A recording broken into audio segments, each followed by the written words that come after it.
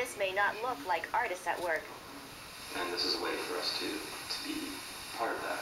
but it's a collaborative use of words and thoughts to address poverty and housing.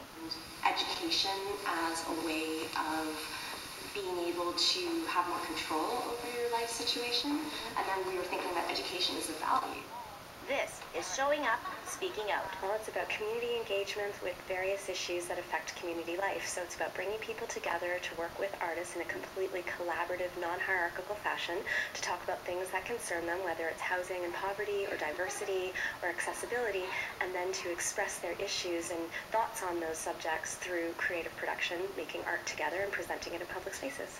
Traces of dialogue, interviews with people, random thoughts and objects are found around the room.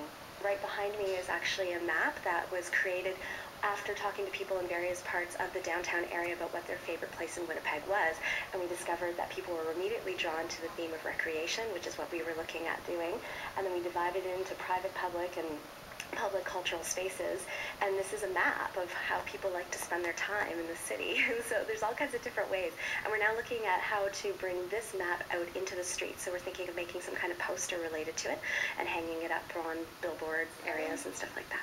Performance artist Thomas Johnson is working on this current project dealing with urban growth and space. I'm interested in a lot of the sort of personal barriers that we come to with spaces, and especially if there's feelings of uneasiness or discomfort, and trying to really understand where those are coming from and how we can articulate those and work through them in different ways, and understanding that these spaces have a resonance to an individual, and kind of exploring that a bit.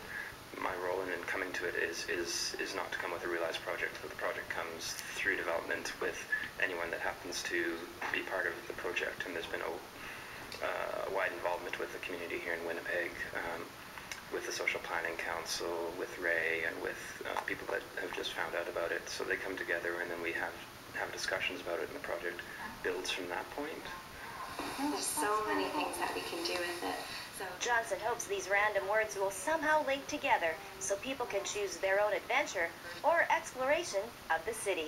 Basically, we're trying to create a space where anything is possible. True enough, we're on a somewhat limited budget, but creativity can take props in all kinds of directions.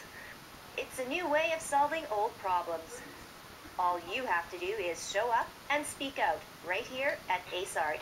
For Shaw TV in Winnipeg, I'm Tracy Koga.